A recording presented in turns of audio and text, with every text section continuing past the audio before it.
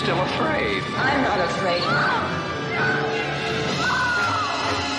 There wasn't a sign of life left. We've got to do something. Why don't you just keep calm? You're telling us we got to risk our lives just because somebody might need help. Yeah, something like that.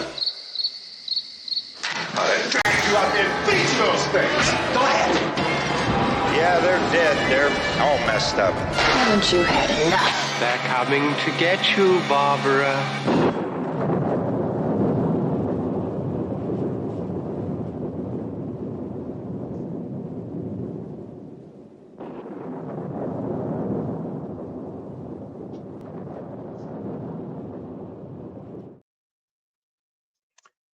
Hey, everybody. Welcome to NIGHTCAST, the official podcast of Night of the Living Dead. I'm Jim, and tonight we have special guest, writer of the Living Dead novel, together with George Romero, Daniel Kraus. Let's see where he's at. I'm here. There he is. Is my mic working? I can hear you just fine. Yeah. Okay, great.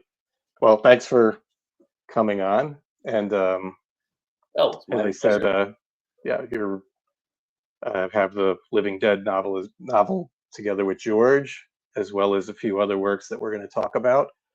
And I know a lot of people had questions about the Living Dead when it came out, so hopefully we'll get some people asking questions and you can give them the answers. Here's the guy that can give you all the answers. But so let's talk about, so how did you come to meet George and end up working together with George? Yes, we can start there.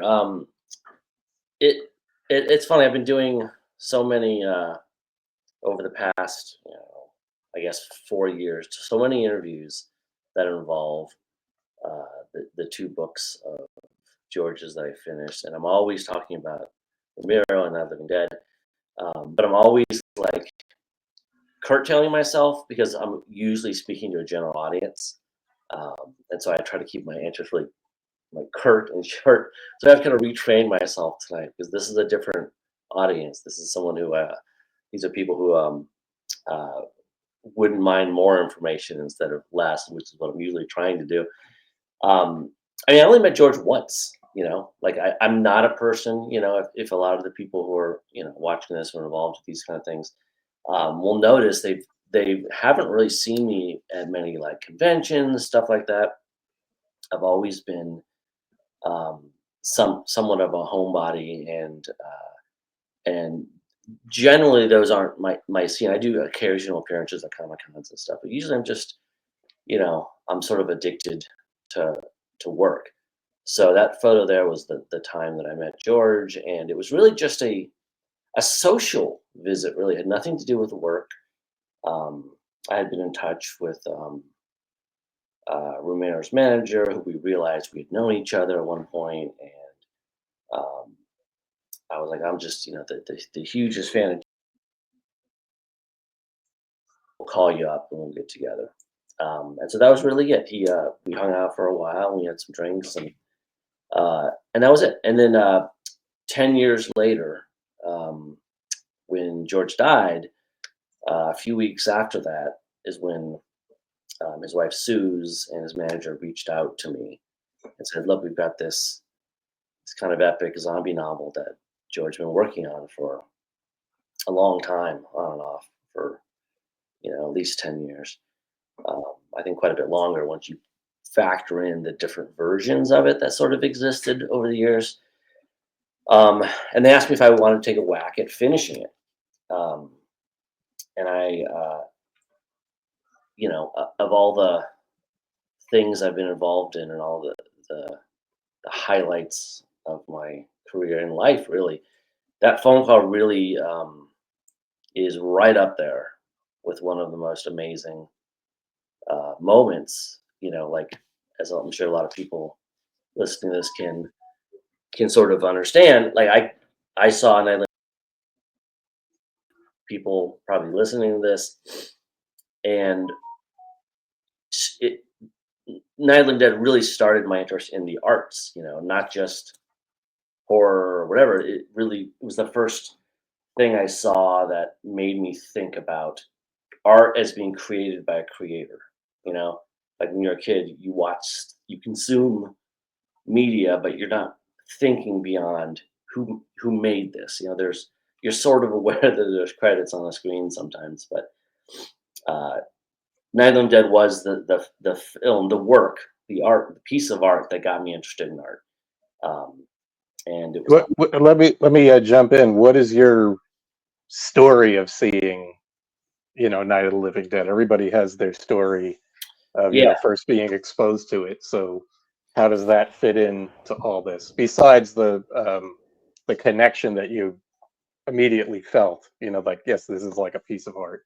My guess is, and I'd have to look at the years again, but we had a show I grew up in a small town in Iowa. So we had a show, Saturday Nightmares. So this was a horror show. They played um, I think one movie, but maybe they played two, and there was no host. So we didn't have any kind of Sven type of Yeah. thing. But you can find if you're not familiar with it out there, you can find the introduction on YouTube. It sort of has this very early CGI haunted house at the beginning that has uh, old movie monsters and current, like Freddy Krueger and stuff, sort of projected on the walls and whatever. So I'm not sure if that was the first time I saw it, but I certainly saw it on Saturday Nightmares many times. Um, 5 years old, it's hard to remember exactly the circumstances and if I saw the whole thing or just the first half, but it was all on all the time, it seemed like, and this is, this is probably 1980, or something. So So a local broadcast channel yeah, out of Iowa. It's not quite at the cable, no, cable television era where a lot of shows like like TBS had their sure. Monster Vision and stuff like or whatever. Yeah. Yeah. As years went on, it was just on, it seemed to be on more and more channels. Like it was on MTV. It was on, it would just be Right. sort of everywhere. Um, and so my origin is really watching it with my mom. My mom liked horror movies. So really the first two things I remember seeing, and I'm sure I watched cartoons and stuff that I don't recall, but was Night of the Living Dead and Twilight Zone. And Twilight Zone was on, I think, like every Friday night where we lived. Night of the Living Dead was on whenever it was on.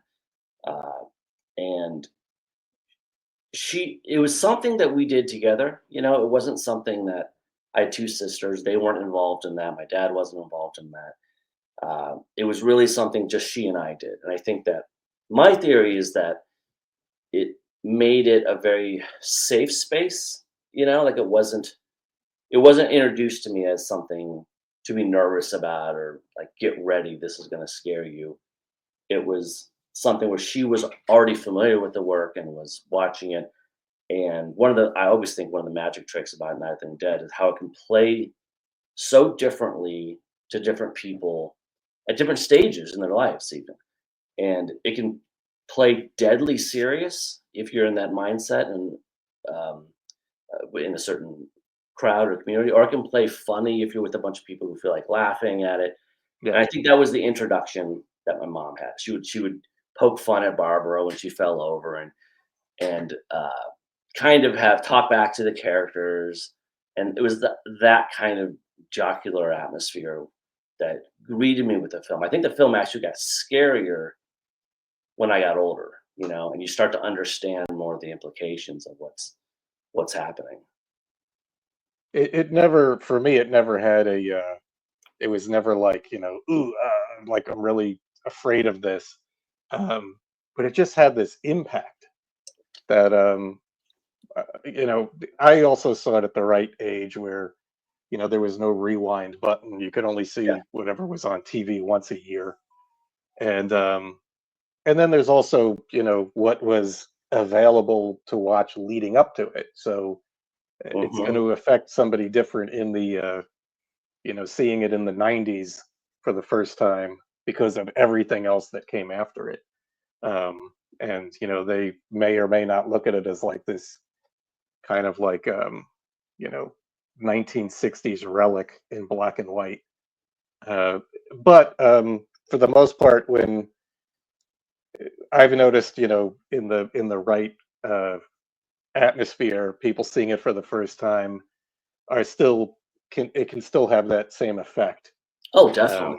Yeah. With the impact. I mean, now without fail, Helen Cooper saying, we may not enjoy living together, but dying together is not going to solve anything, always gets the crowd laughing. Everybody's always laughing at that. So Yep. that's like a little bit of that, that fun, the humor that people see in it now. But I tell you though, like, and I couldn't narrow down exact what age I was at when this happened, but I know that anytime we got to the part, and I'm assuming some of the viewings I didn't make it till the end, I went to bed or whatever, but when we got to the part at the end when Ben gets shot, like, and I've seen this with crowds where people are boisterous and laughing and hooting and hollering. Doesn't matter what audience you watch it with. When Ben gets shot, it's like a silent bomb goes off. Like, yeah, just there's one part of that movie that just is so grave and so serious. And I remember being a kid, and I'm sure my thoughts weren't as coherent as this, but really kind of thinking like, can you do that?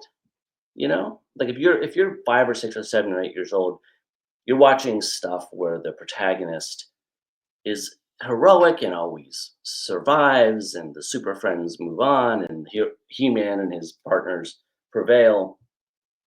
To suddenly be faced with something where this capable action hero, as I might have seen him as a kid, doesn't make it. It was puzzling. And I think that might have been one of the big keys for me as seeing art as something other than just colorful Saturday morning cartoons cavorting in front of me to distract me for 30 minutes. Like, yeah, meaningful.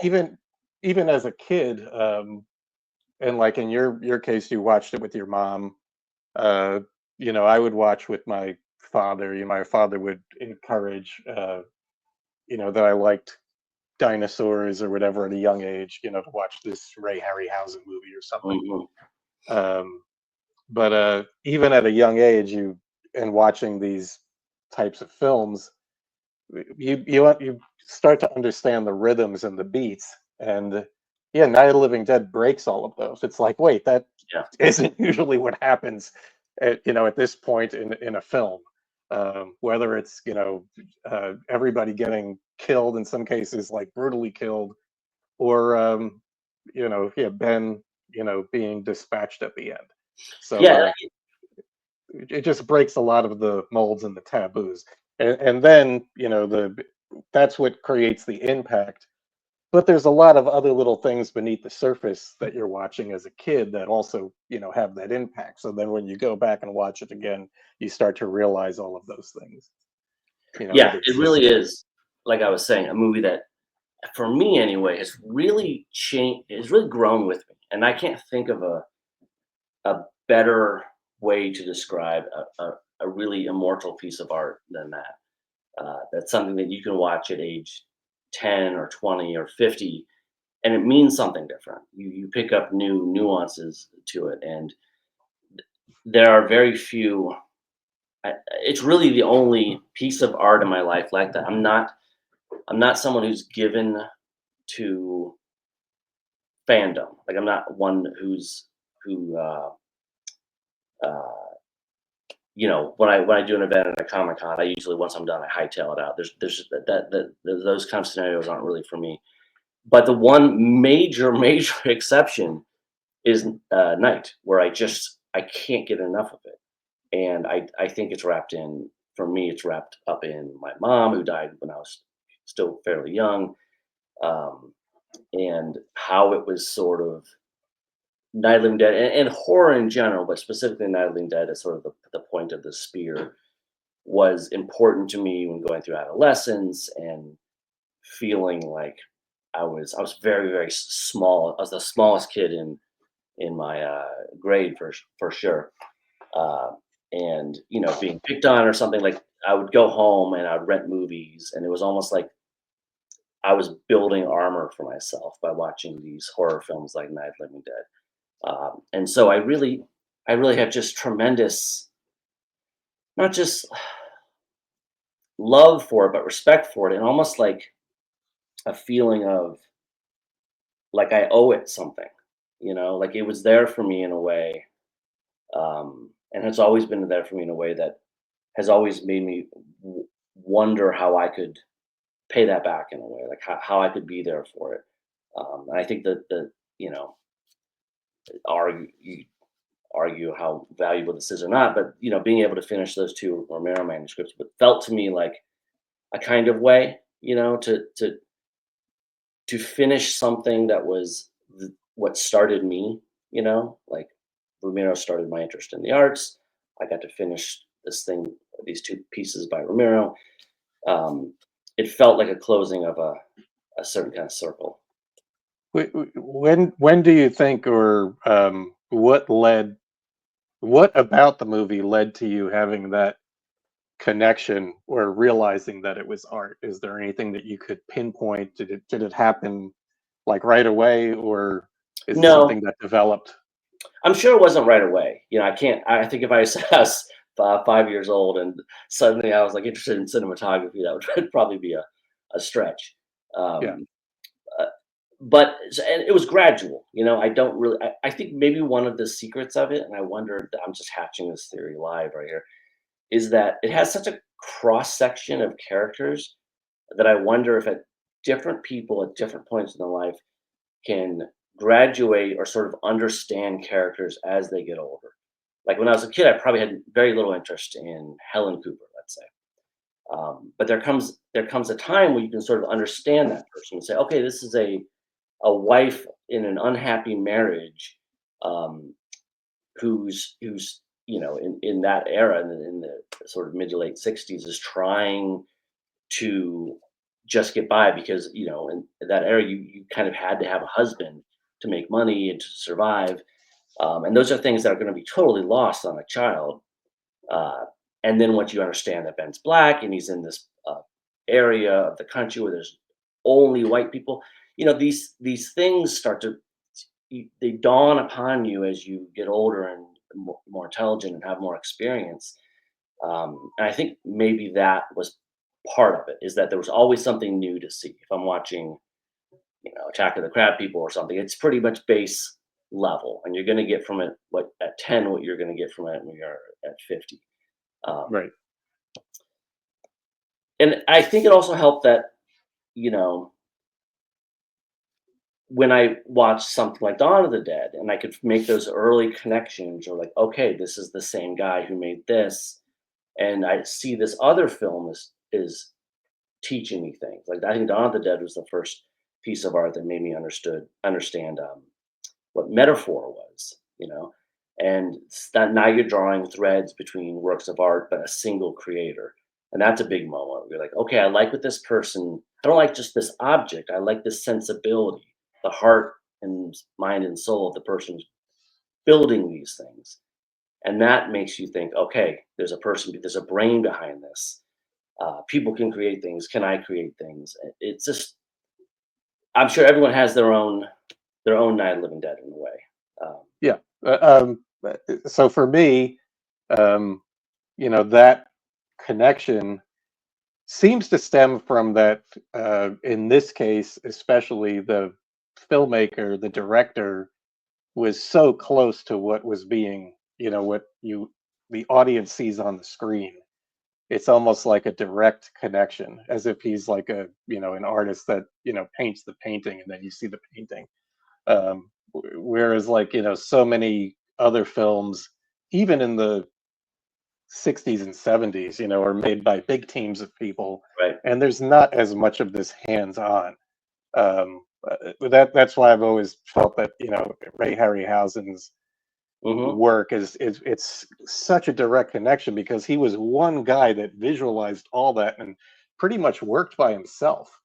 Yeah. and just figured out how to like piece it all together and present it to the audience. And uh, you know, even when you can see the seams, they don't seem to.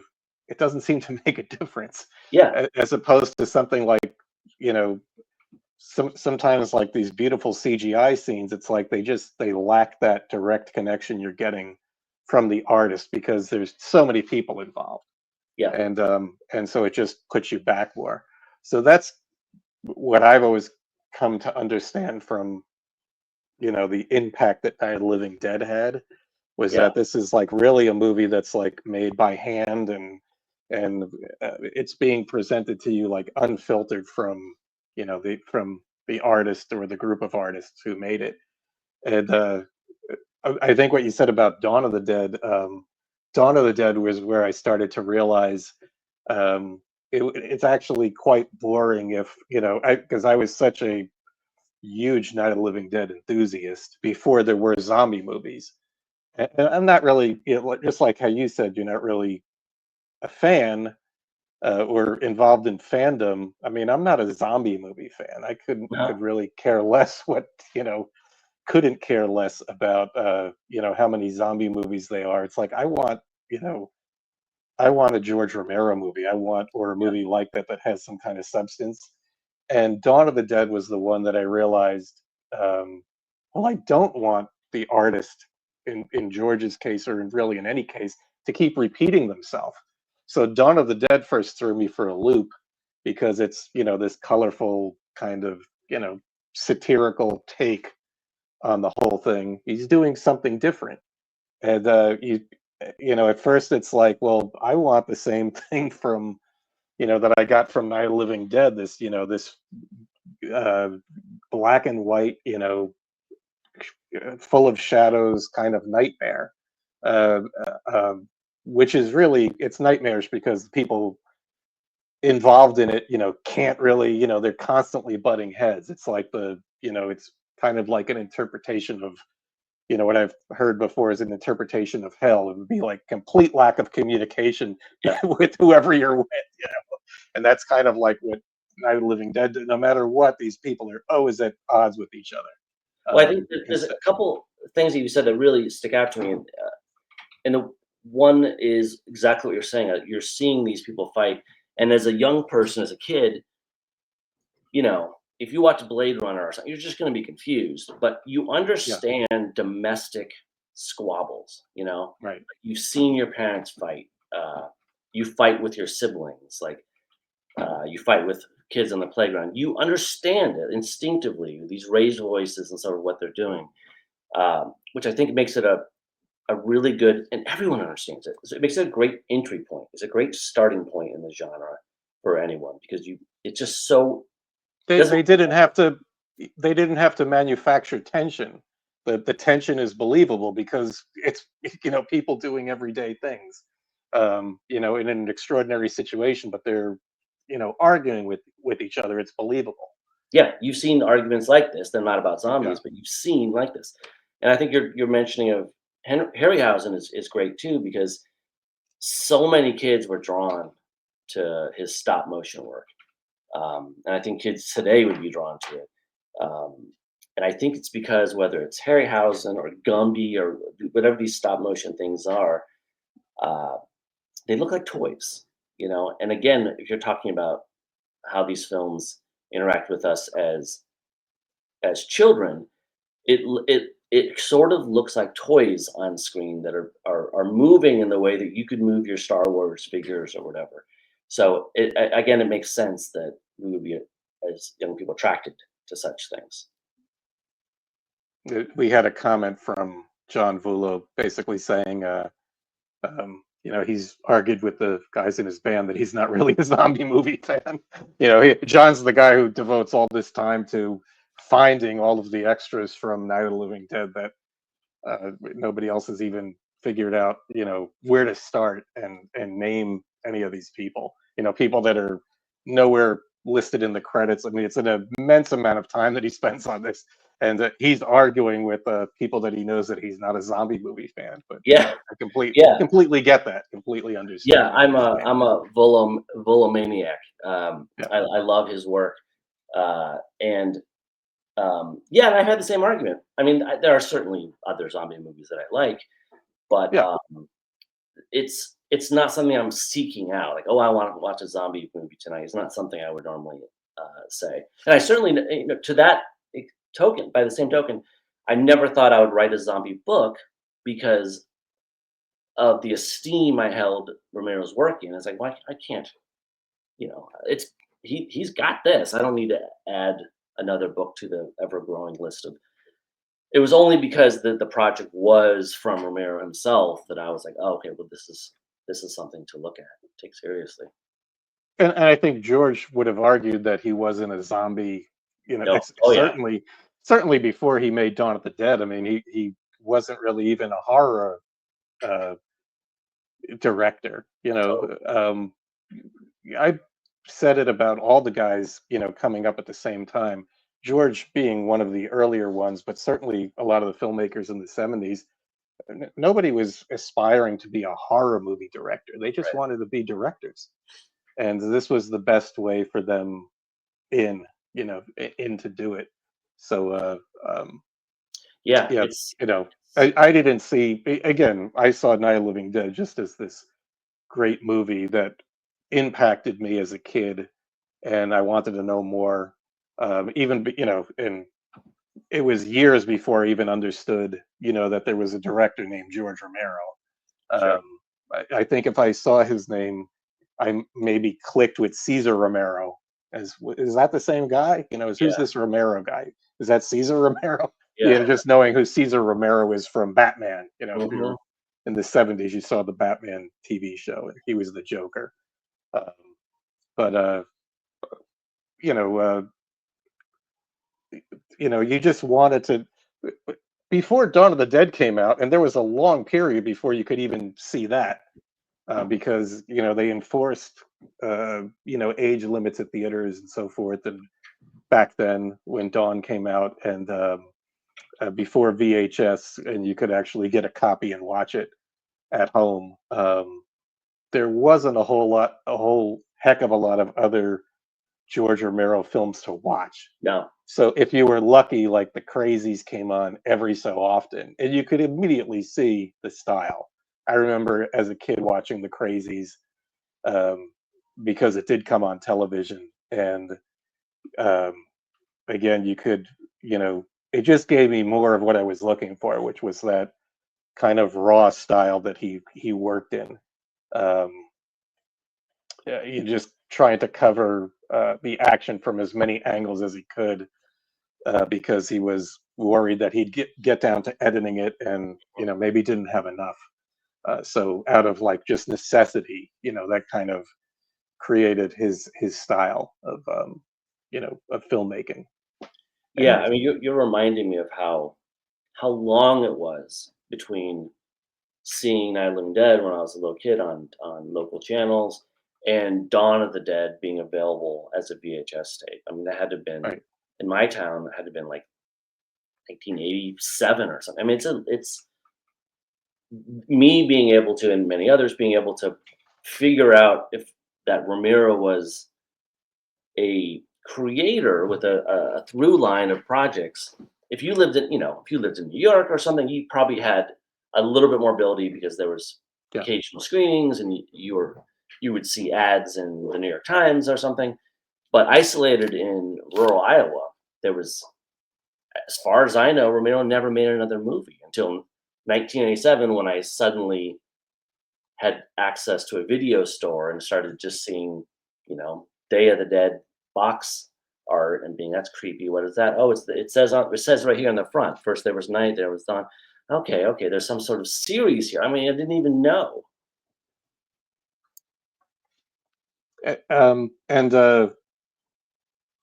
it did get easier because we had um, magazines like Fangoria, Yep. which made some of this stuff accessible. If you couldn't, I think probably everybody in my age bracket who was too young to see Dawn of the Dead, but in the theater, but was old enough to finally see Day of the Dead. By that point, we, could drive, you were of age. But Fangoria filled in a lot of those cracks. And for me, yeah. Yeah. For me, I didn't notice Fangoria, or they didn't start selling it in my town until around the same time there were VHS stores. So that was when I could buy my first Fangorias and sort of in multiple ways now draw lines between things, where I could now say, oh, here's an article about this film called Evil Dead 2. I've never heard of Evil Dead 1. Video stores now there, I can go there and they've got Evil Dead 2, and I can start making somewhat more educated decisions than just whatever box art looked cool, which is also a great way to rent movies, though. Right. So let me ask, because we veered off into Night of the Living Dead territory, which is fine. But so what was the reason why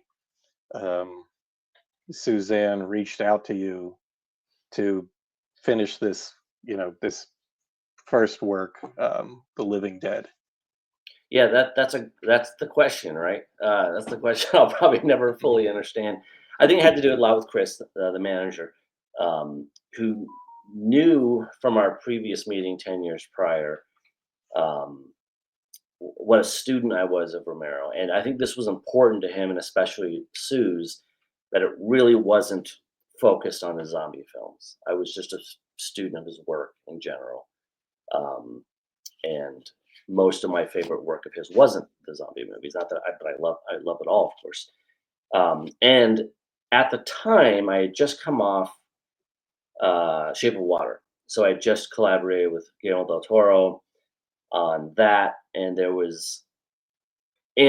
before that I'd worked with him on Troll Hunter. So there was this.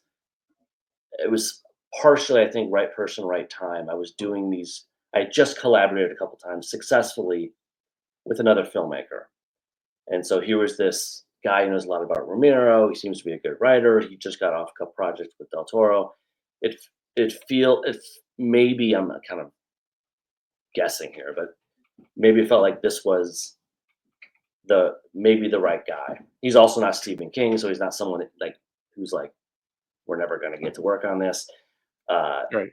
So it was probably a combination of those things, and I think part of it was his gut, and Sue seemed to agree with some of these things, and it wasn't instant. I flew up to Toronto and hung out with Sue's a bit, and I went through this process with starting the book, where I was very aware of George not being there, right? And so I did all the sort of normal things you would think a writer would do. We watched all the movies, listened to the commentary text, read all the interviews I could with them, tried to, I'd done all that stuff before, but redo it with a newly critical eye. But the thing that I attempted with Sue's was to understand George more as a person, and I just interviewed her for a long time about his viewpoints on everything: life, death, religion, food. It doesn't matter, everything. And I had this wild theory that if I could enmesh myself in the stuff that George loved, the movies he loved, the music he loved,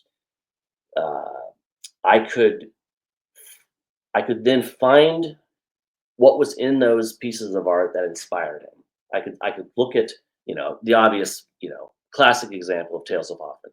I could watch Tales of Hoffman and find things in Tales of Hoffman that I could say, yes, I can see how that influenced George, and then try to be influenced by those same pieces of art. So he loved The Quiet Man. So I would study The Quiet Man and say, okay, what was he getting out of this? And I began to pattern some of the outlining of what I was going to do with the work, partially based on these artworks that he loved, and trying to find ways to bring that material in a very substructural way into the project. The Living Dead, the first project of his I finished, has a structure that is really based on Tales of Hoffman. I'm not sure if I've ever talked about this before, but it's very, very much, hidden from the average reader. But um, I, I, I decided to use it as sort of the architecture of the book. Tales of Hoffman has these certain acts, and each act has a Yeah. theme, and I use those acts and those themes as sort of guideposts or lighthouse beacons of um, of where to go. And I did that with various other things that he liked, just trying to, you know, create sort of a not a George AI or anything like that, but somehow put myself in his headspace as much as I could. And it's arguable. You could just say, well, this was all just dumb, busy work, and it was pointless. And what are you talking about? But at the very most, it worked wonderfully. At the very least, uh, it at least gave me some weird confidence that I could actually pull this off. So even if it was just noise that I was doing to distract myself, You had a plan to get there. I had a To plan. get to the to get And yeah. that's what's important when you're starting something big and daunting is Right. to have a plan and try to Have a execute. plan. Right. Let me back up a second. You mentioned, and I'm sorry that I didn't research this beforehand. So your work with Guillermo del Toro was on the novelization of Shape of Water. Is that what that was? That's that's not quite correct. It's the Shape of Water was based on an idea I had when I was a kid, believe it or not. Oh, And Shape of Water was a book I was going to write. And yeah. then when I was working with Guillermo on Troll Hunters, we were getting breakfast, and I was telling him about this idea I had for Shape of Water, and he kind of fell in love with it, and that idea then became the screenplay, and we did. But he was like, "Yeah, we should still do the book," so we did a book and the screenplay sort of simultaneously. Right. Yeah. Which the only other example I've thought of that's like that is a 2001 when Arthur C. Clarke had the Right. 2001 novel, and there's a little movie that they came out the same time, and they're the Right. same Right. story beats, but they're sort of interpreted by two different artists. Right. Right. But I would say the 2001 novelization is, or the story, the novel is, Clark's, uh, version, and that the movie is definitely Stanley Kubrick's version Yeah. of like the same story, and Hmm. there's different nuances in there, and in some points, fans or aficionados of the movie say, well, that's explained over here in the book. But it's like I think Stanley Kubrick was ignoring that, and he was having his own explanation Oh, because totally. he didn't like, he Stanley Kubrick definitely didn't like putting exact explanations on Yep. things. He was, thinking like big picture and wanted the audience to be involved. Um, but yeah, no, that's. Again, I apologize that I didn't I didn't look into that. Oh no, it's fine. Shape of Water was your thing with so from that, what did you from that experience of working with Del Toro, what did you bring, in your, I guess, workflow to The Living Dead, doing The Living Dead? It it was really apples and oranges. There wasn't much. I've done a few different collaborations over my career, and they've all been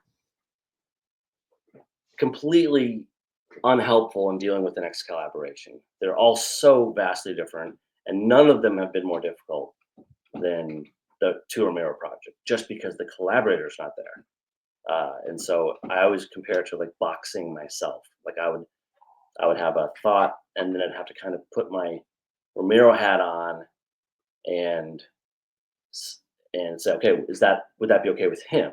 And we'd kind of like punch back and forth. Like that's what's good about collaboration is that there is a little bit of that friction. Like, that's the whole point of it is that you got two people who are going to have different ways of doing things. And so with Romero, it was very difficult.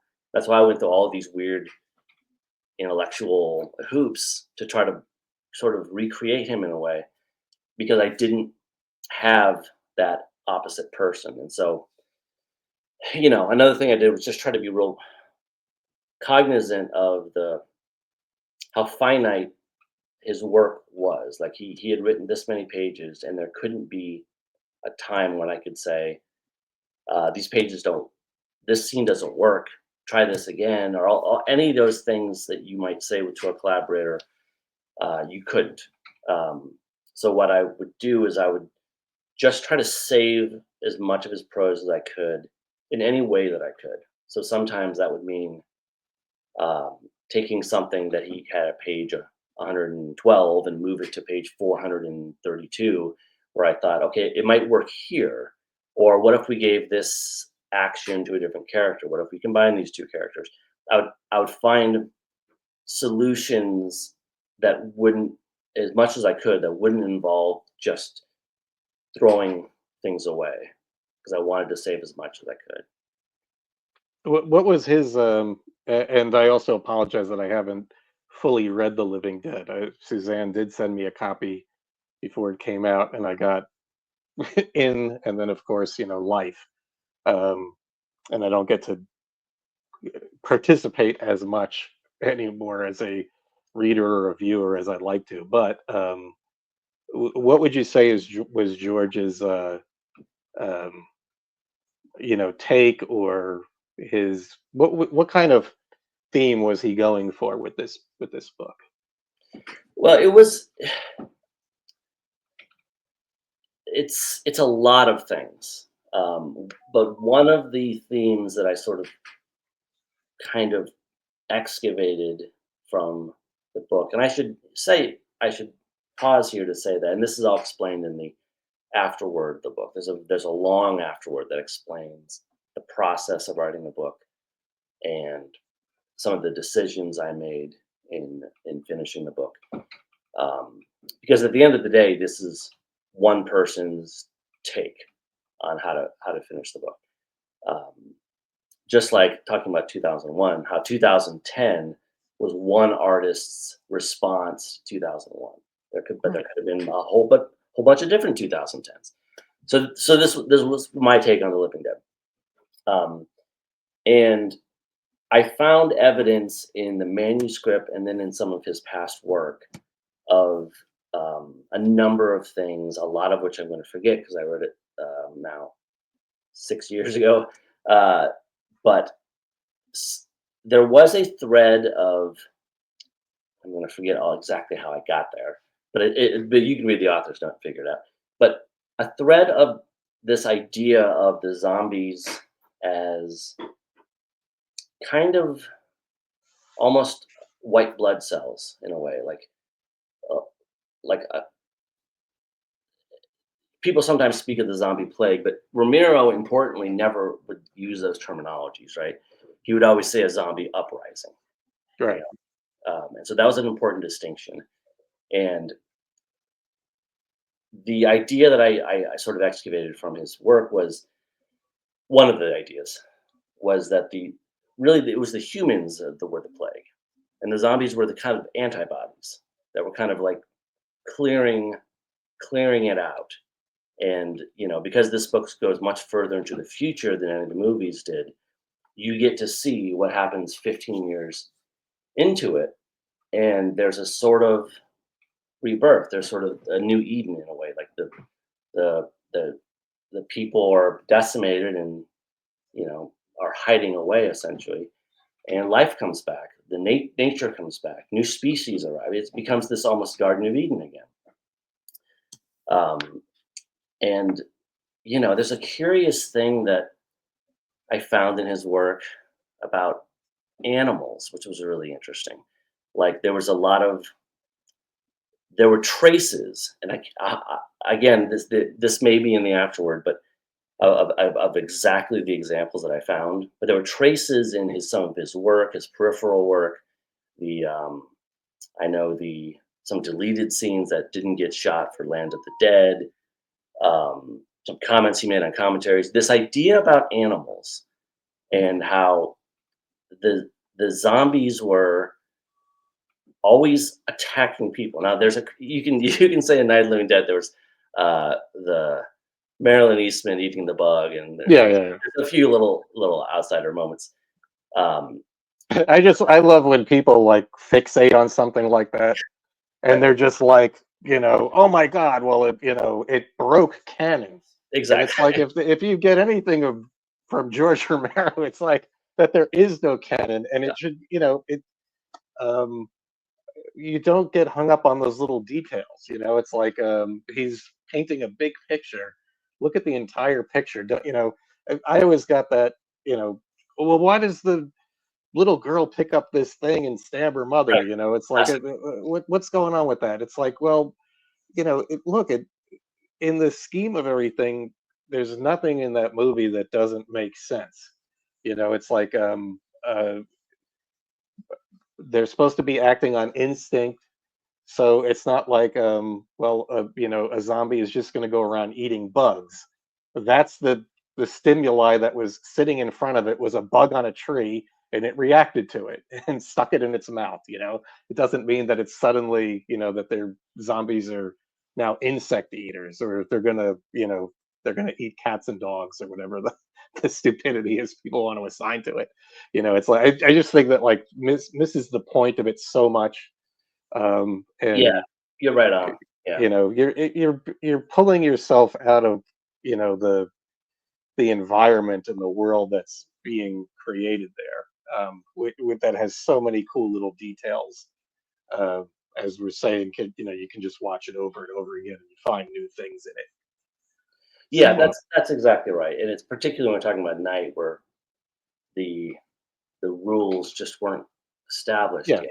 One of the right. really interesting things that I found when I was doing my research for The Living Dead, by using the Wayback Machine to go onto George's old website, was this old lost short story called Outpost 5, which has since been, rediscovered, and it's out there now. And Outpost 5 is interesting in that it's from the zombies' point of view, and so that was helpful to see how George, how he, when he was behind the zombies' eyes, how he was interacting with things, and so there was actually a lot to glean from that. If you wanted to be, if you wanted to be a stickler for his rules, that was a particularly useful lost piece that I was able to incorporate into the work and the perspectives. And that now that I think I might have been the one who discovered it, I'm not sure, but now it is out there now, so one can read it. And you know, the bigger picture here is that George kept being prompted to kind of go back into this Living Dead sandbox, and so he would do like a different take on things. And so one person here is asking, where does the Living Dead fall in the timeline? But is that necessarily a thing for It does. this? There's a really I so this is The Living Dead, right? Big book. I actually have this page of the afterword marked because this is one of my favorite things that I did. Was I did a timeline, and I assembled a timeline of the Dead films chronologically. So stay with me. Not chronologically for release date, but chronologically from zero, day zero, when the zombies are resurrected. So if we ignore the era shifts, if we ignore, if we ignore the era shifts like Romero did. So, Right. Dawn of the Dead is, a certain number of years after Night of the Living Dead, but it's not as many years passed between the filming. So you have to kind of ignore the era shifts. So Night of the Living Dead is the first film, but the second film is actually Diary of the Dead, right? Because that comes out right after the zombies have risen, and there's various. Yeah, there's a bit of overlap there, but yeah, they're basically there's kind of the some start. contextual clues that make me think Night was actually like maybe a day earlier, because Right. if you think through the timeline of Night, you start to realize that just based on when they go to the Sheriff McClellan, it's always daytime, so you're like they had to have been on the scene the day before. So there's some contextual clues. But anyway, so I came up with this timeline of the sort of real, if the Kraus version of the timeline, which goes night, diary, survival, dawn, land, day. So that's sort of a new, refreshed, how far away from the first day are we? And so I created this new timeline. And within that, you can slot the Living Dead book. So that would go right before. Oh no, I have to think about it the opposite way.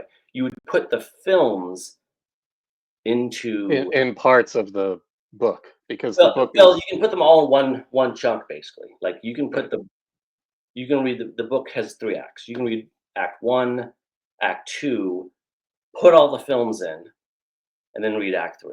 So if you wanted like the full experience, you would watch the films in the order that I have them in my refreshed timeline between acts 2 and 3 of the novel. So, right.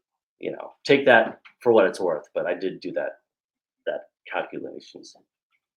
Because if I'm recalling correctly from what I did read, I mean, he's starting with like patient 0, right? He's starting with the very first rising of any any living dead. He is, and one of my biggest regrets is that I didn't, no matter how many hundreds of times I watched Night of the Living Dead, I didn't grab on to that Chuck Craig in the background of one of the scenes saying, this phenomenon began in Gulfport, Louisiana. Louisiana. Had I, which actually doesn't exist. Which doesn't exist. Had I, that's one of my big regrets is I should have reset patient 0 in Gulfport, Louisiana. But on the other hand, George did write it a certain way. He didn't put it in Gulfport. Yeah, but I mean, again, it's really getting. That's what the news people understood being the first. True. So True. We don't know if it actually was the first. The initial rising of anything. You just get this. You get the sense that what they're saying is this Venus probe radiation. The satellite was exploded and ended up over the Gulf, where it's potentially going to do a lot of damage because of the like weather patterns, and that's just what I get from that. And then it's like rising south and ends up in the Midwest. It would have been fun to squeeze in Gulfport somewhere. Yeah. And I didn't, so I do regret that little tiny omission. That's the fun part about, or I don't know if fun is the right word, but it's those little details that are in Night of the Living Dead, what we consider world building. Yeah. That they just threw enough in there to to make it make sense. And writing a book is not the same as obviously like making a movie. You're not going to be able to have as much detail and nuance and be able to explain things in a movie as you can. But it is those little bits and pieces that make the characters, the news reports, as we were discussing in the last podcast with the Phineas and Ferb guys, just like how rich of a character Johnny is, that he's only there for a few minutes, but you get like a lot of sense of who this guy is, just from the little clues and dialogue of what he's saying. So that's the really cool stuff. Absolutely. And I was just thinking about Johnny today, as one does. And one of the things that I remember thinking about when I was younger and still holds true today is that, as much of a kind of a smarmy little jerk as Johnny is, like as soon as there's trouble, he rushes to Barbara's defense and fights Hinsman. I mean, it's like he's kind of heroic in a weird kind of way. And that right there, again, by the same stretch of me saying you don't kill your protagonist like they do Ben, most movies don't have a little sniveling little jerk who then becomes, in this moment when the shit goes down, he rushes this guy and attacks him. So right there, you suddenly have a way more complicated character than any of these movies ever, the contemporary horror movies at the time, ever allowed their characters to have. Isn't that kind of there's two things happening with Johnny which are really interesting. I mean, it's kind of like in his smart ass way, and it's kind of like in George's and Russ Striner's smart ass way. Um, when Johnny's doing, his most famous lines and his taunting of Barbara and saying they're coming to get you, there's the Hollywood Johnny. Yeah. There's the Hollywood Night of the Living Dead. And it plays for a few seconds there, like, oh yes, this is what you expect, in a horror movie, and here's a guy playing Boris Karloff, doing the creepy voice and all that stuff, and they're in a cemetery of all places. But then it turns out that none of that stuff really matters, because now here's the real threat, Yeah. and it's this just ordinary looking guy who's really not all that scary, but there's I mean, well, it's my biggest criticism of the remake, that the cemetery ghoul looks too good. I mean, it looks, there's no doubt that this is a monster. Right. This is something to be feared.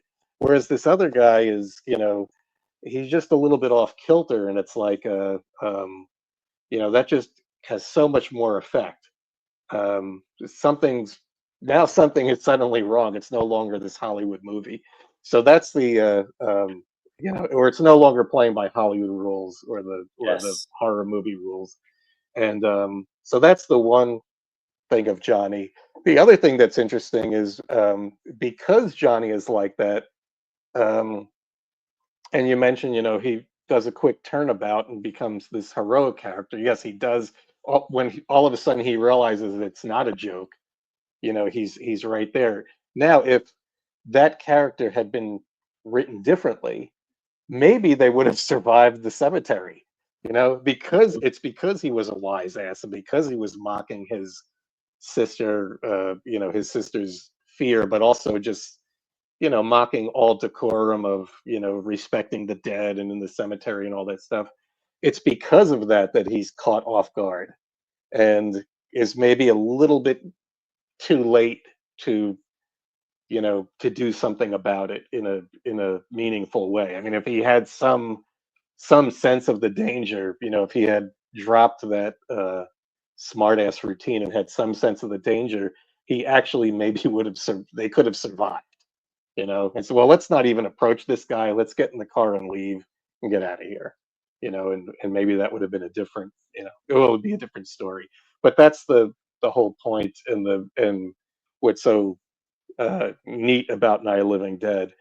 You have to, well, the movie pulls you along, and you don't get into those conceits that have to be there to tell the story. Virtually every character has heroic moments and And boneheaded, idiotic moments. Every right, character. exactly, right. Because it's the whole thing of it's not spelled out for you what's happening. It's not spelled out for them. So in that way, it's not spelled out for the audience until a good 50% through the film, that the TV comes on, and literally the lights come on, and you're being told this is what's happening. Um, at a point where it hasn't nullified any of the suspense that goes along with not knowing what's going on. So yeah, those boneheaded moves, that people take, um, they're believable. Harry Cooper is, even though he's a jerk, it's absolutely believable he would be like that. That there would be a person like that. Yeah. And even him, he hesitates too long and pays for it.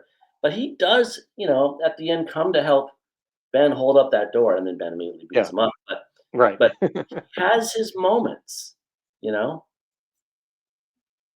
Yeah, I've always said, like, if you step out of it for a second, it's probably an easily resolved situation. I mean, Ben knows right off the bat, you know, hey, they're afraid of fire. I found that out. Yep. And not enough to understand that, well, we're human beings and they're the living dead. We can cheat. We can, pull all kinds of shenanigans in our favor, and it would probably keep us alive. So why not, arm the three guys with torches, maybe even Judy, arm them, go outside with torches, burn the hell out of everything, and then take a moment and figure out, okay, how do we get out of this? Absolutely. But nobody's thinking that way. So that kind of logic doesn't work. I mean, they can't even agree, well, we have to get out of here. I mean, to me, that's people fixate on Harry Cooper saying, well, the cellar's the safest place, and it does turn out to be the safest place, but he's not taking into account, well, there's the possibility my daughter is going to die, and then she's not only is she going to die, but then she becomes a threat to everybody. And so the cellar really wasn't the safest place. The safest place was getting the hell out of there. Yeah. But, and there's in Romero's script for the remake. So this is important because this is Romero's chance to correct anything that didn't sit well with him from the original. So he writes, right. Just him, not Russo, writes the script for the remake, and he very pointedly puts in a moment where new Barbara looks out the window and says something like, "They're so slow, we could just walk right by them." Right. And she makes it really explicit, and then she does just that.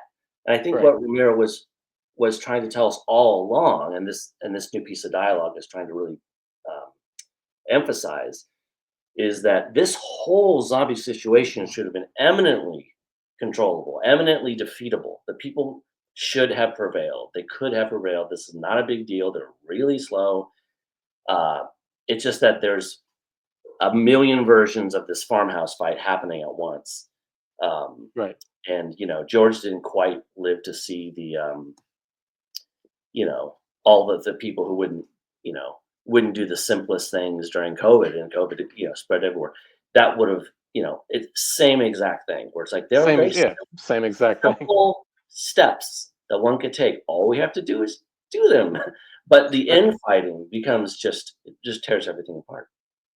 And that's why it's I'm now of the mindset it's really, really hard to, make a horror movie now, that has the impact of these movies, because real life is so much worse. I mean, how do you compete with it? Just the absolute idiocy during COVID, over the simplest of measures that other people in other parts of the world, other societies, and high tech and or first world societies do on a daily basis, with nobody having any kind of problem with it, like wearing a mask, when you're in a crowded subway or whatever. And so it's really hard to manufacture fiction to be worse than what you're seeing every day on the news. And I'm sure George and company thought that when making Night of the Living Dead, due to what was going on in the late 60s, mid to late 60s with Vietnam, or, any other number of, conflicts and, societal upheaval and so forth. But to me, there's just it would be really hard to come up with something that's going to top what you see every day. Yeah, it just makes Night of the Living Dead look all the more prophetic, like it gave us the exact situation that we got in 2020 and predicted exactly how it would go. Like it went really poorly. And it wasn't very dramatic either, which is which is the other point of Night of the Living Dead. I mean, the first part of the film, as night falls and things are in the shadows and everything, that is like very dramatic and made to look nightmarish. Um, but there is a point again that the lights come on and you start seeing the ghouls, and more as just like not not these spooky things, but just kind of like almost pathetic in a way. Yeah, right. And these bodies that don't have any control over what they're doing, and just kind of like just acting on some kind of instinctual level. And taken as a whole, like that's really not that scary. Mhm. Um, Yeah. and that's exactly how COVID played out. It's this thing that you can't see, and the sun's out and the sun's shining and it looks like a normal day. But meanwhile, they're stacking body bags in New York City, Mhm. because they have no room for the number of people that are dying. Um, so it wasn't this overly dramatic thing. It was kind of like this thing that just happened in isolation for everybody. Yeah, I always appreciate how Night is, again, unlike a lot of its contemporaries, it doesn't. There's not a lot of night in it. There's the lights are full blast, Yeah, which really, again, just makes it feel so everyday. Like I'm sure they did it for very practical reasons. We've got a few right, lights, let's just blast them, and then so we can expose the film. But it has this effect of just making it seem like a normal living room with all the lights on, which is not where most horror films are set, in very, very well lit rooms. Uh, right. which is just another one of the endless things that I appreciate about the movie, because from the very first frame, when it's just this boring road and this very slow, boring car moving along, the film does this magic trick where everything's just a little off. And at the beginning of that first shot, it's the music. It's the fact that there's sci-fi music over a boring country road, and that just never stops. It's like it's all these really super ordinary settings that everything's just tweaked a tiny bit, enough to be like you. I've never found the film utterly horrifying, but it's just unsettling because everything's just a Right. little off. Great.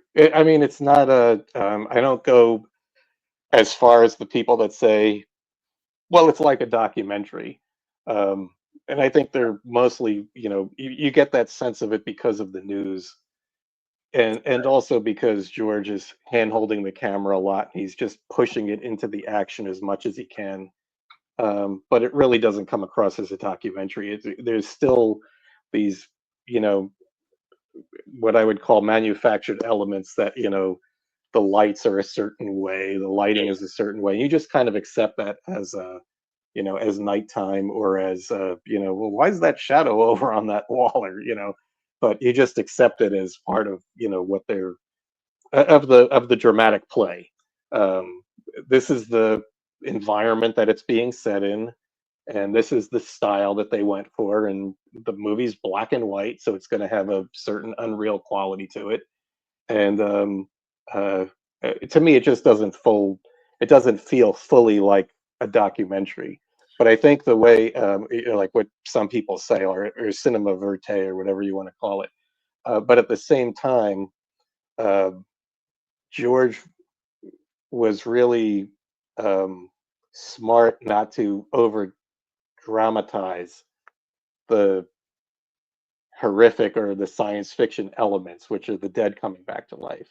The Hmm. characters respond to everything in just the most matter of factly way. Even if it's panic, cool, it's panic, but nobody's like over dramatically. I mean, I don't like the, or I don't appreciate the criticisms of Barbara, as this like, shrieking hero, because she really isn't. She's No, I just agree. responding. There's very few times when she screams, and and it's not annoying. She's responding like a person would respond. Yeah, I mean, not everybody's supposed to be this heroic warrior and rise to the occasion. She responds how somebody would normally respond. yeah. One of And the big places where I've always veered from Romero, um, is that how unhappy he always was with the character of Barbara, and I just think she's perfect as is. Yeah. And I would have her no other way. I mean, I get he took his lumps from people saying, "Oh, well, you didn't write, a strong female character in there," and it's like, well, there really isn't one, and isn't that really the point? I mean, I wouldn't say any of those, any of the female characters are, stereotyping or mocking women. I mean, that's No. was the place of people. That was Yeah. the place of women in the '60s, and in some cases, it still is. Unfortunately, Yeah. Helen in the Bad Marriage, and as you've said, what are the other options she had? She had no other options. She has a kid, and you know, it wasn't until the '70s that women could even have their own, checking account, without the Yeah. husband I think signing. Helen is a strong character as much as she's allowed Yes, to be in the as much as framework, she's allowed to be. Right. but she's quite strong within that limited framework. Yeah, she stands up to Harry, and it's obvious that she's had enough, and And she it's dies. She dies in service of the other woman too. Like right, she is saving Barbara, and that's how she dies. She's not saving Ben. She's not saving Harry. She's saving the other woman. right, and also the just the thing that uh, oh, I lost my train of thought, but is the way well we found we knew that there was another scene in the movie. This has always been a point of contention. How much was cut from Night of the Living Dead, and it's basically just a few minutes, and it's three. We've pinpointed three cuts, and they're all dialogue, and it's like further development of the, further, especially the Coopers, further development of the Coopers arguing. And one of the scenes that was cut wholly, which was a smart move because we found recently found the pages. John Scoleri found the pages in the archive, um, of this deleted basement scene, and it's before they're going out to, um, you know, the escape attempt, before the two guys are going to run out into into this horde of living dead, and it's things are uncertain, and Harry and Helen are arguing further on the point, and there's just too much about, it veers off like what we're talking about, which is the very nuanced dialogue, or even with a character like Ben, you don't know much else other than what he tells you about himself and his experience so far, and you get a lot more from him just smoking a cigarette, and you could see him plotting how he's going to board up over here or board up over there. You get a lot more of that, and it's so much better when the characters aren't explaining their relationships further, and so forth. We get more than enough that Harry and Helen are an unhappy couple, and that probably the kid is just the is what's keeping them together, and as well as Helen being a woman of about 40 in the 1960s, didn't have so many options. Um, and that's just uh, it's a great thing that they knew what to cut even further, where Mhm. George knew what to cut further from Yeah, that. I've seen those pages in the archives too, and I think those are the ones that Marilyn Eastman typed up, and it's like it's so much tidier than the whole rest of the script, and Yeah, she uses red and black ink. But yeah, interesting stuff. But yeah, you're right. They made a good cut. yeah. So uh, getting back on the Living Dead, the novel, you've had, my mouse isn't working here. Hold on one second. Just wanted to bring up.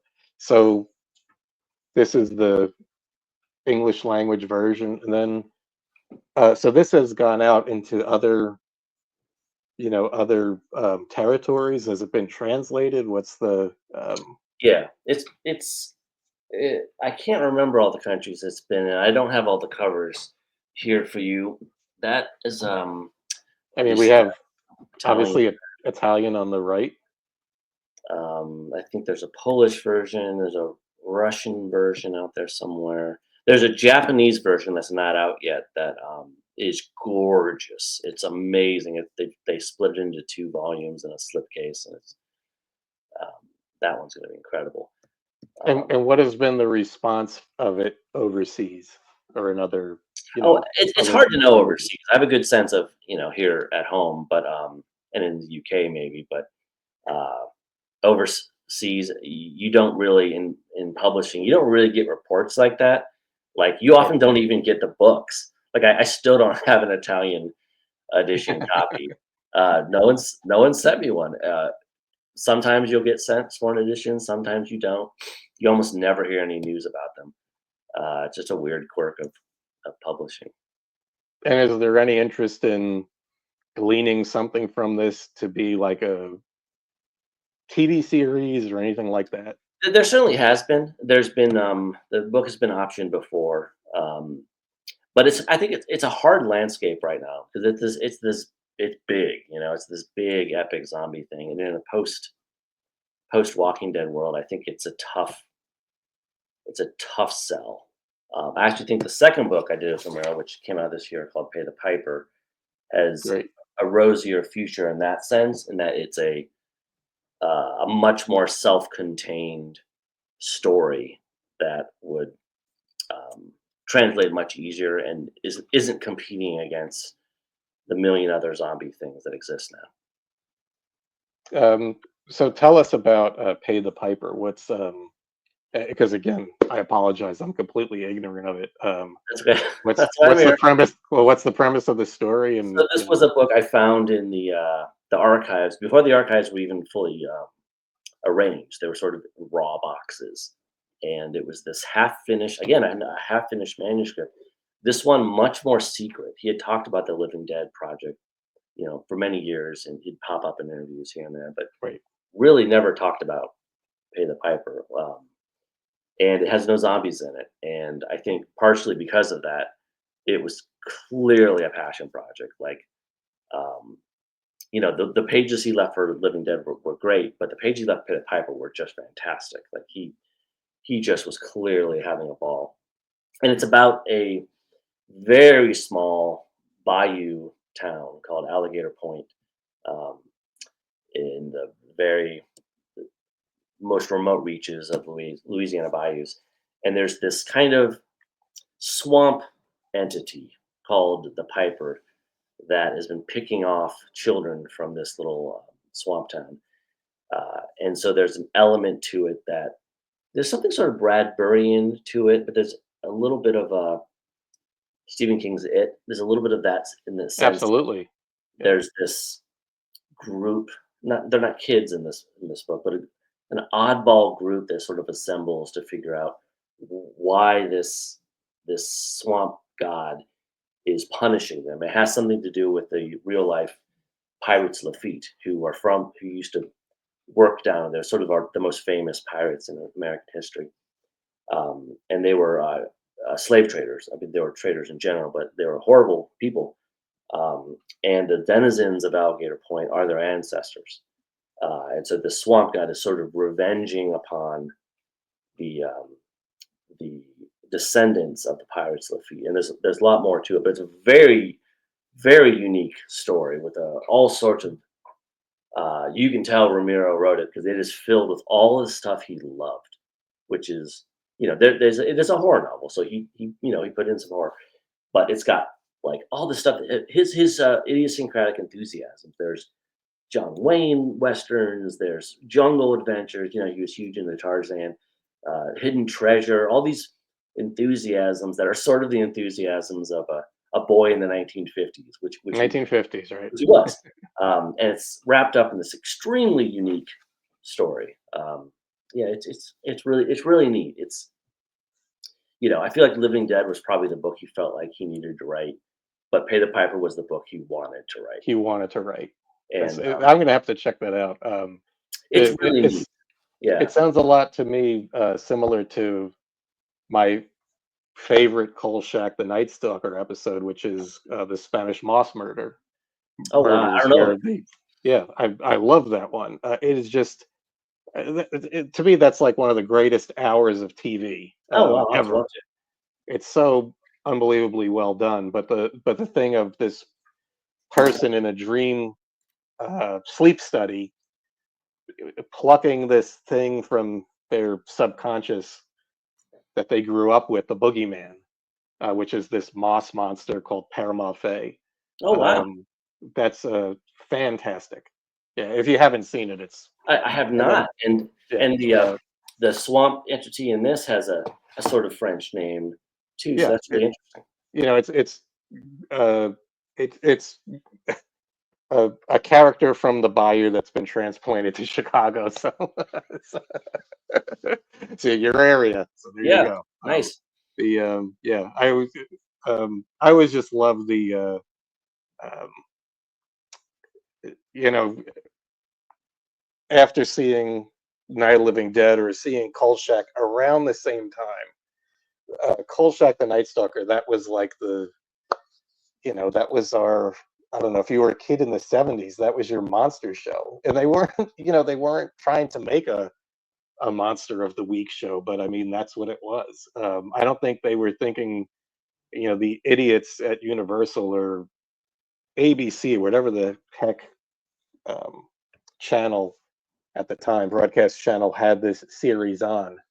And the series was made because there was two successful made for TV movies. The Night Stalker and the Night Strangler Yeah, with right. Darren McGavin playing this intrepid reporter, Kolchak. But I mean, talk about just a great colorful character who's not very heroic. He just has this obsession with I'm going to get that story, and ends up getting in these situations where he has to do just extraordinary, and scary things, deal with extraordinary things. And this is one of them. And it even has one of the greatest shots in the series where he finally understands he has to pursue this thing into the sewers. And there's this great shot, again, very George Romero, where he lifts off the manhole cover and throws it aside, and he's got his flashlight and he's looking down there and he kind of shakes his head like, I don't want to have to do this, but I have to do it.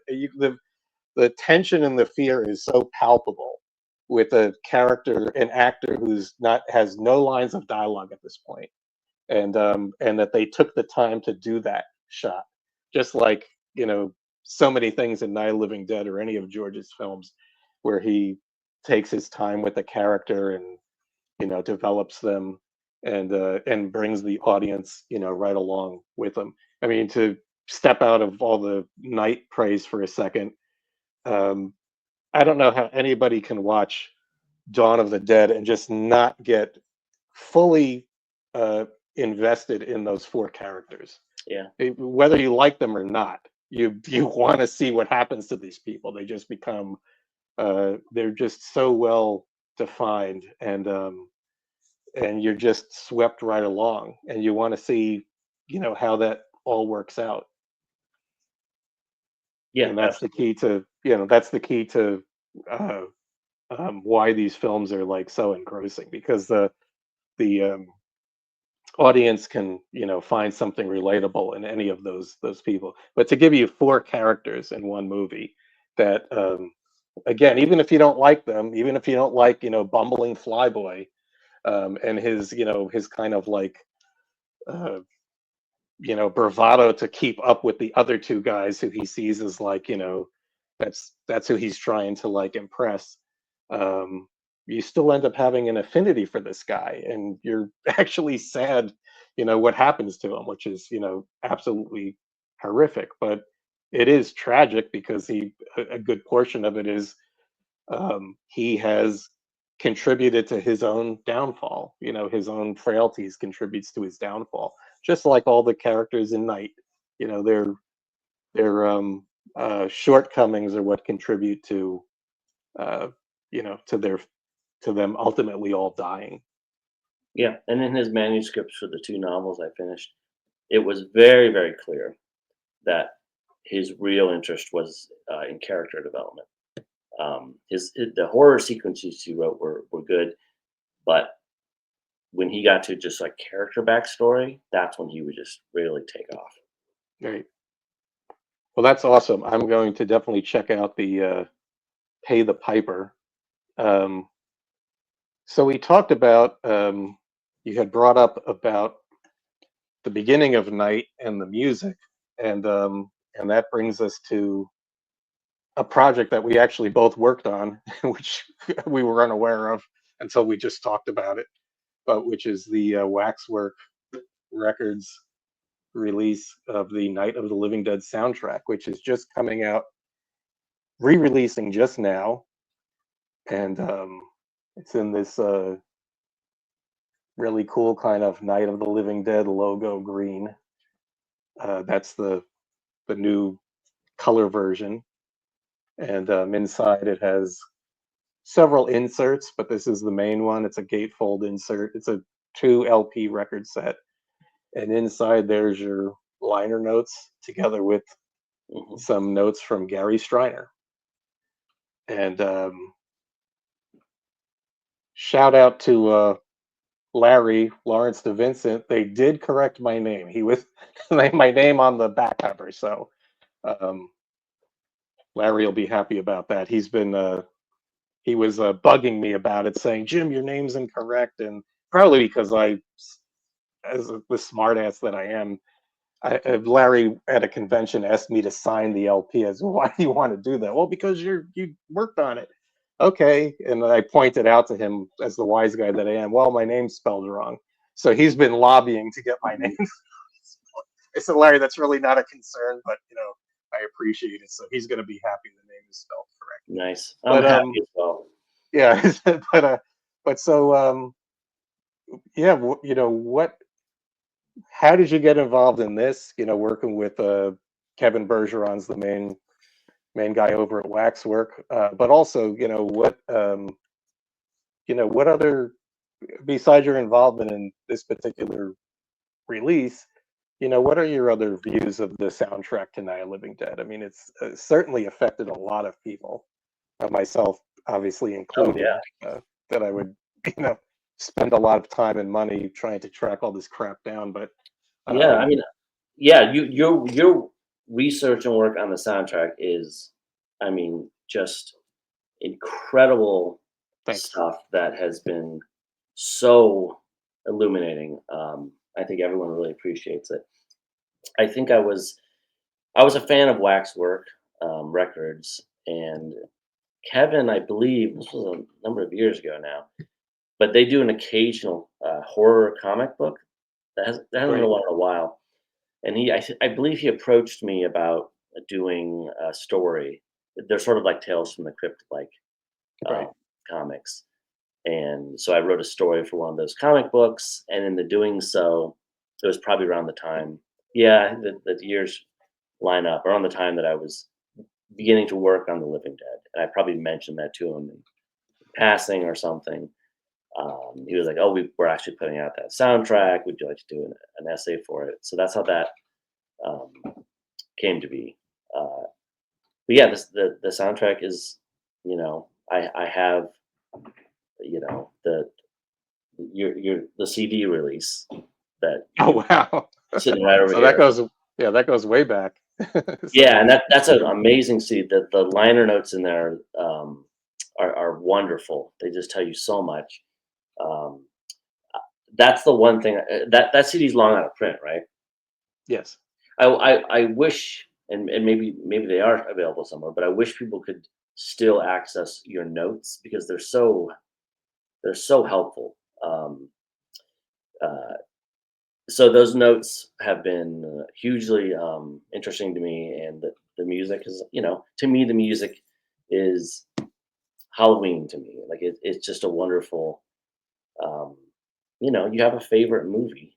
The music brings you back to it in a way that doesn't require, focusing on the movie. It's, I'm just saying obvious things about movie music here, but it's, I love all that stuff. I love the stuff. I love that there's the music box is on there, and it ends, I believe, with the audio from the trailer. It's just a nice.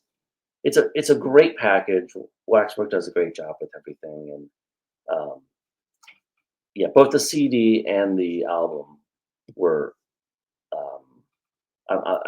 I feel fortunate that for all of us that they exist. Great. Yeah, I mean, I probably had a bit of I would say like an advantage um, over in pursuing this music. When I heard the soundtrack to Night of the Living Dead, and as a kid, I wasn't so aware of these things, but I can tell that I wasn't aware of how these things were made and so forth. But I could tell that I had heard some of this before because it was in my vocabulary. Like again, if you were a kid of the '70s, there was only so much of this stuff to watch. I mean, now it's even in the '90s and forward, it's got to be so much the overload of if you are a horror fan or a monster movie fan, just the overload has to be just so overwhelming. Um, so there was just a much more finite number of films and programs to watch, and you could pretty much Night of the Living Dead was made in the late '60s, and it's more in line with what was happening in the '70s, but you could kind of like cut all the '70s films out of that. It was obviously harkening back to something from before. So I kind of had like an inkling of what this stuff was, or at least in the back of my mind. And then as I always talk about, I did the Dawn of the Dead library compilation with Waxwork. Hmm. It was with Dawn of the Dead and the first release of the Night of the Living Dead soundtrack, which was incomplete, but it was the one from Vari Saraban that Right. basically taught me and everybody else that this is library music and what library music was. The Dawn of the Dead one did it indirectly because when we heard that and then saw the movie, it's like, wait a minute, where's all this other music? And then that's where you start to connect the dots and say, oh, this is not just the Goblin score, but there's all this other music out there. But Night of the Living Dead was the one that I was really intent on finding everything, and I was just so the very Saraban release in the '80s was enough at that time to say, oh wow, this is great. But then you start saying, well, where's this cue and where's this music cue and how come we're hearing this over here and this is not exactly the right thing. So it just created that whole thing of wanting to find it all and be able to present it all, be able to present it complete. And uh, just knowing that having an idea of where to look kind of gave me an edge over Sure. like I said, because what comes across like what you're saying is like I get approached all the time. How did you possibly even know where to start like looking for anything? And it's because of the seeing all the stuff on TV and Yeah. seeing movies or TV shows that use the same music that just aren't accessible anymore. A person now or even in the last 10 years would have no idea where to start looking for it. And then I just of course I found some names of people who do know this stuff very well, and they were kind enough to help. So that was like Hank Moore.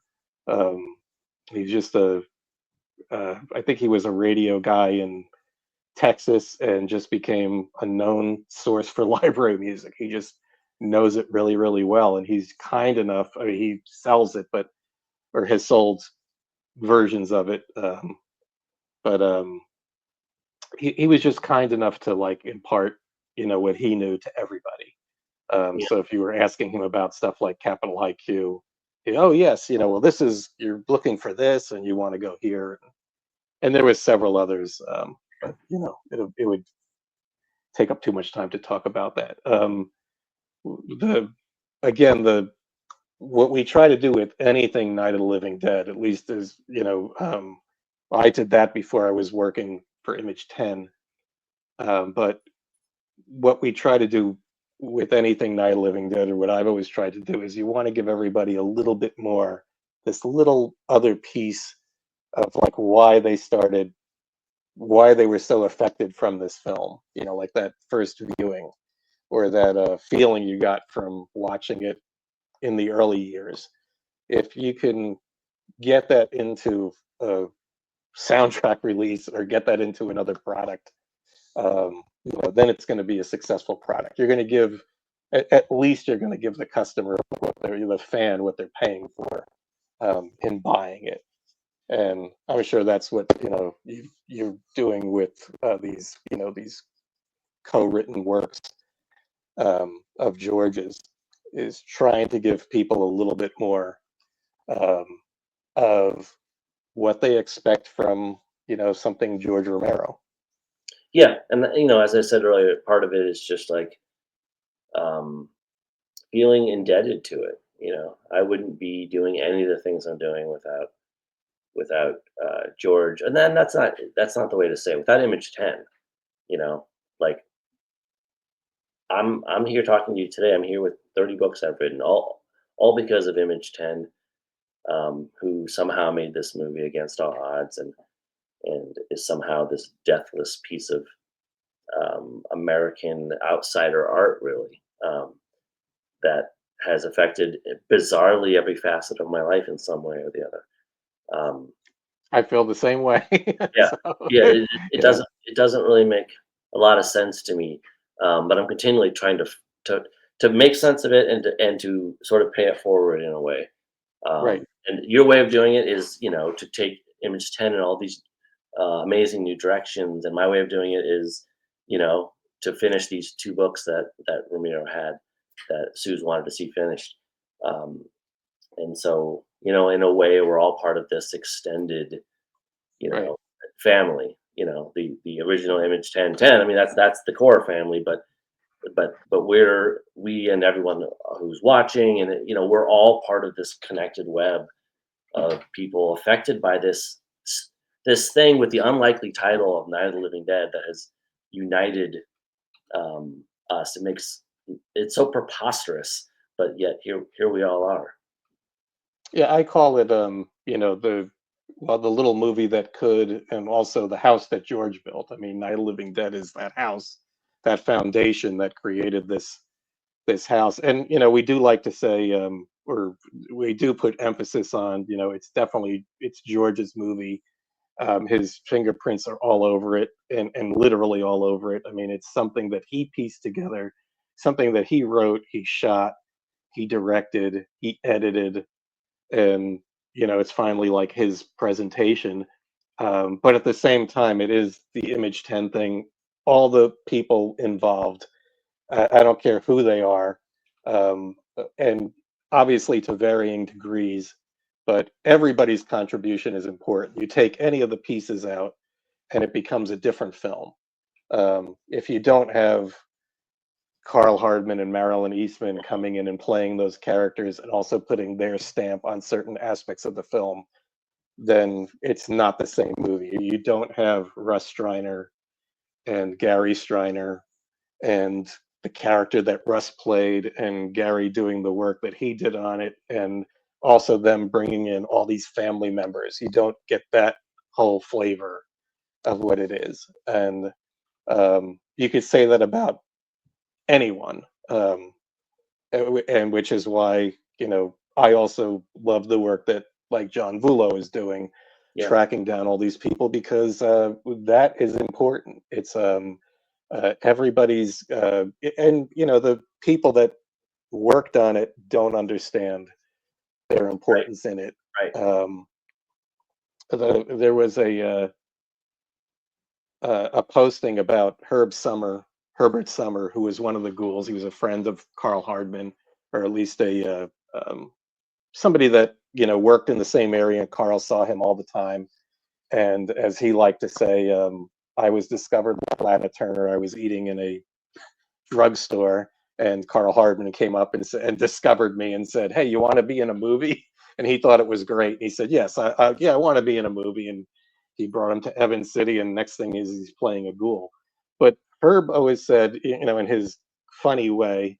He had a funny take on the whole thing. But he said something really profound. He said he could never get the feeling that all of us were getting from it. That, he Sure. said the audience. He said, I could never get the feeling because when I watch it, I'm in it. So it's just hysterical. But he goes, everybody else was getting this, really strong feeling from the whole thing. Yeah. And he kind of like regretted that he would never be able to get that. But he did say, he did get that feeling from basically Ben being shot at the end. And he said, movies just didn't do that. And so when I saw that, I said, wow, this actually is a good movie. I think that's the experience of a lot of the people. They did it for fun, but they were surprised with what the end result was. Well, I mean, there are hundreds of thousands of indie movies made all the time, and there were lots of indie movies that have been made that had the same sort of community and all these people who pitched in, but are forgotten because the movies weren't very good. This is so Night of the Living Dead presents this rare chance to say thank you to the people. Like if I made a movie when I was a kid, and in fact I did, in high school I made a VHS version of Night of the Living Dead that I directed with my friends. It would mean something to them probably if I were to seek them all down and say, hey, by the way, thank you for being in that little movie I made when I was a teenager. But you don't get those chances. And there's something that's what's so cool about Night of the Living Dead is that because it's so became so famous, we have this opportunity, we have the interest to find these people who are tangentially, peripherally involved, and bring them back and say, thank you from all of us for being a part of this thing that you thought, in the case of most of the people that John is finding, I'm sure, that you thought your contribution to was so small and didn't rate even telling people about. It did matter. I mean, you were there when someone asked a favor of you, and it's very rarely in life do you get thanked for such little favors or $15 or whatever you made that day. So it's really, I think it's really touching, regardless of if it was involved with Night of the Living Dead or just some other movie. It doesn't matter. It's really touching to me to find all that when John finds all these people and says, by the way, there's a whole community out here who's thankful for something you participated in. That's just touching. It wouldn't have to be this movie. It wouldn't have to be a movie. It could be you helped me, build my garage back. It's rare in life that you get to decades after the fact thank someone like that. Well, it's rare to be in something that shakes up the world and changes it. At least in my perspective, I think yours as well, changes it for the better. And you just see things in a different way, and you see different things to pursue, or different avenues to pursue. We do all this work at Image 10 trying to get it out there and keep it, keep the movie and the property going. But that's a means to an end. The whole purpose has been, at least in my view, has just been for this movie to find its rightful spot. It shouldn't have ever been something that was just being discarded, and it came so close to that, where there was going to be a point where it was just tossed aside, and whatever was out there you would have. I mean, now there will always be, through working with great organizations like the Museum of Modern Art, there will always be this great version for anybody to see that's going to outlive the original filmmakers, but then all of us as well. When there's those of us who are championing it aren't around to do it anymore, there's at least a organization like the Museum of Modern Art, the Film Foundation, George Lucas's Family Trust, the preservation of film, that stepped up and now make that available, that it will always be there for people to see and enjoy. So that's important. and it was important to get it into the hands, of people like that, and realize that there's only so much we could do, or the people at Image 10 could do, or George was a filmmaker. He wasn't a lawyer. He wasn't a businessman to navigate all the bullshit and the nonsense and and whatever. So it's I'm grateful that I could play some part in that. That he wasn't able to do or didn't have the interest to do it, and it's understandable why he wouldn't. Yeah, me So too. I'm just grateful to be have a small part in any of this, and I'm grateful to everyone who's involved with this, watching this, or involved with the amazing Night of the Living Dead Facebook group, or any of those people. I'm grateful for everyone to have sort of found each other and keep this thing alive. Because it's in the bodies and minds and hearts of the people who are with us now, because we'll be gone at some point too. That's what keeps it alive. That keeps the blood pumping. That keeps it immortal, really. right.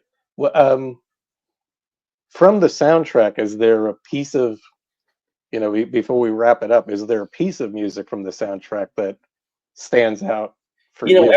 Every time I watch the movie, I'm always thinking, okay, that's my favorite. Then I hear another one, and I think there's the part where Ben's getting the chair ready to be pushed out, and there's that little voice that that kind of that always strikes me as a particularly beautiful moment. But I also am really fond of the kind of crunchy electronics that Carl Hardman and company made. Like those are really effective. Like when the Last Supper's happening, and there's just sort of this row, row, row. Right. And then everything that's happening over the perfect ending sequence of the photos of Ben being hooked and drawn on the pile. That piece of music is so haunting, and just takes you out of the movie in such a remarkable way. I think your video froze there for a second. It did, but it's a good look. But yeah, we could still hear it. Oh, But darn. I always go to the preparing of the chair. That's easily one of my favorite pieces of music.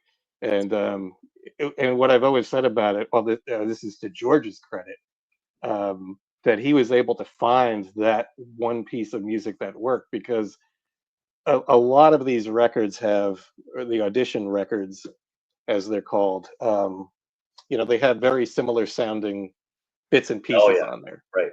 And he pinpointed the one. That one is especially hard to. There's a similar cue, a similar theme, also written by the same composer. Those the different discs would always have like the same composer, I guess, just for licensing reasons. It was easiest to pay the various composers if they're same, if all of their tracks were on one disc. So you seldom, if ever, saw multiple composers. So it would all been written by one composer, working on a theme, and he would have done various themes. Yeah. But that is the one piece that's just orchestrated perfectly for Night of the Living Dead. It doesn't date it. There's another similar piece that's used in Creepshow. I was And just it's going to being, say that. yeah, and it's being used as 1950s, EC Comics type, Yep, I know exactly music. the moment you're talking about. It's So it perfect. absolutely works in that regard, but in Night of the Living Dead, it wouldn't have worked.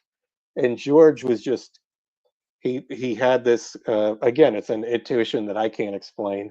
It goes back to the thing that you said. We're as fans of this, we're constantly trying to figure out why it is the way it is, why it affects everybody the way it does. And that's one thing in all the work with this music, and finding the discs and listening to the entire breadth of and scope of this Capitol Haiku library and other ones. I still can't figure out how he picked the pieces. He knew how to pick the pieces that he did, but he did. That's left up to the artist You know, it would be like asking a painter, well, what, you know, a fine artist, why do you choose the colors that Right. you do? You Right. know, um, Jim, but in about 10 minutes, there's a band in my basement that's gonna start practicing, and it's gonna get yeah, really loud in here. So I need that's to cool. start Hey, the well, rap. that's awesome that you have a band playing in your basement. I'm not in this band, but they're practicing Yeah, in my basement. yeah. No, that used to be. I When I was a musician, there was more, you know, and in well into like, you know, professional or semi-professional life, there was a lot of playing in people's basements. So, Oh, yeah, I love it. I love it. I love hearing it. yeah. Well, this was awesome. We're so glad to have you on, and Listen, I'm a huge fan. I've watched everything, and yeah, I'm just a fan of you and the Image 10 and everyone that, involved. I've just that's appreciated, it's just and you're doing great work. You guys thanks. really are. I mean, that's how we connected over all this, was that you said, "Hey, I watch every Night Talk," and it's like, you know, when it was called Night Talk, and it's like, really, wow, okay, Yeah. so because some of them have gone on for, Oh, you know, they're hours and long. hours and hours. They're very long, but I listen to all You of them. know, I just hope people, you know, put them aside and, you know, listen to them as they can. But Yeah. yeah, you know, it's we enjoy doing it. You know, enjoy talking about this. Is there anything that you can anything that you want to tease or able Yeah, to tease in the I future? can make one big giant tease and then say nothing about it because I have to go. But it was announced kind of low key that I've written an entire book on Night of the Living Dead called Partially Devoured. That just because my book schedule is overfilled, it can't come out till the beginning of 2026. Um, and it's kind of a what I describe as a kitchen sink book. It's everything. It's sort of everything all at once in about Night of the Living Dead in a single book. It's film analysis, it's cultural history, it's there's some of how it was made, but it's all filtered through memoir too, about how the movie has been with me at different stages of my life and sort of helped me in life. And it's also about the phenomenon of Night of the Living Dead. It's sort of there's nothing else quite like it. It's kind of it's a vortex. It's of tangents about if anything has ever been made official or non-official that involves not only that it's in this book somehow, and it's yeah, and it's part memoir too. So it's like this weird hybrid of a thing um, that I'm extremely excited about. But and there's new information in it too. There's some stuff I've dug up that no one's ever dug up before. So there's for the real fact hounds, there's some new stuff in there too. Well, it sounds like it's made for me, so I'm going to be watching. Oh yeah, So everybody, that's a great title too. Partially Devoured. I like that. Um, so everybody can be looking out for that and other projects from you at danielkraus.com. I can't believe I don't have it up here to throw on the screen, but anyway, it's easy enough. it is. danielkraus.com. Thanks for coming on, and there we go. And come back when you can talk about more. We Oh, I certainly absolutely will. love to do it. Yeah, me too. All right. Thanks so much. Yep. Thank you. And thanks, everybody. We'll see you again in 2 weeks.